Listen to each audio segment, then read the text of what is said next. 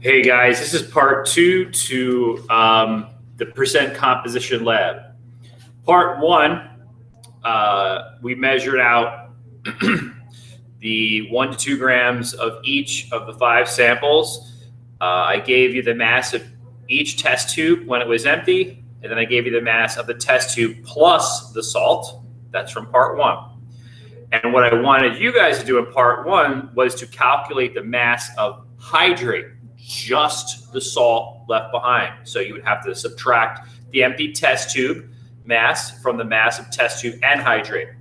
Okay, so for example, number 1 for copper sulfate, you should have got 1.04. For number 2, calcium chloride, 1.07. For number 3, sodium sulfate, 1.45. Number 4, magnesium chloride, 1.55. And strontium chloride, 1.27. And those are all grams to 2 decimal places, as I asked you to round them to.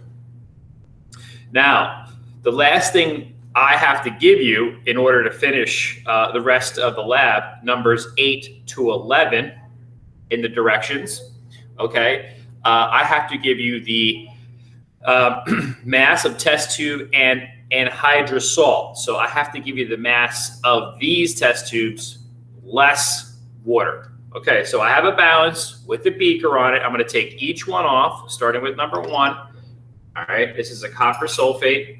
So this is the 5th column over. This is the mass of test tube and anhydrous salt.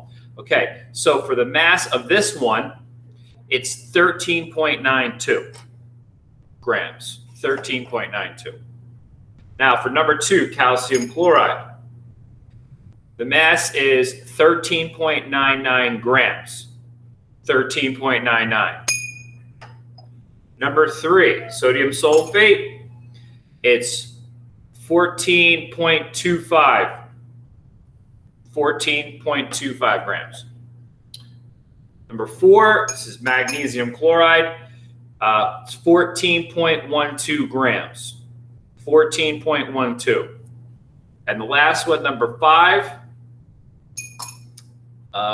is 14.12 grams.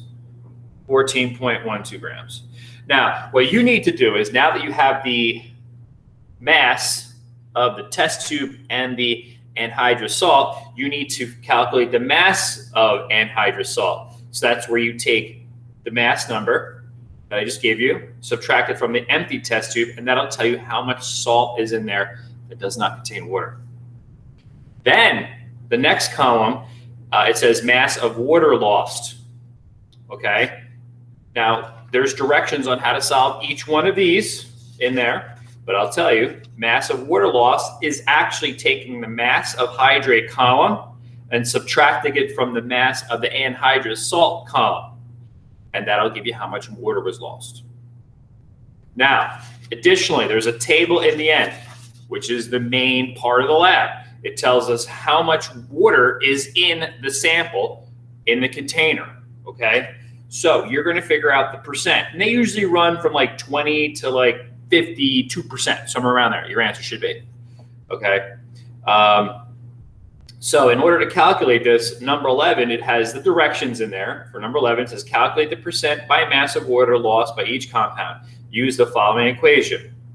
Mass of water lost, which we just found in the last column of the first table, divided by mass of hydrate, the initial mass that I took. Divide those two, multiply it by 100. And that's it. That's your percent composition of water per the compound. Then there's 2 questions I need you to carefully answer after you calculate all your numbers. And that's it. Percent composition. It's a fun little lab and it makes sense. And that's it. Okay. All right, guys.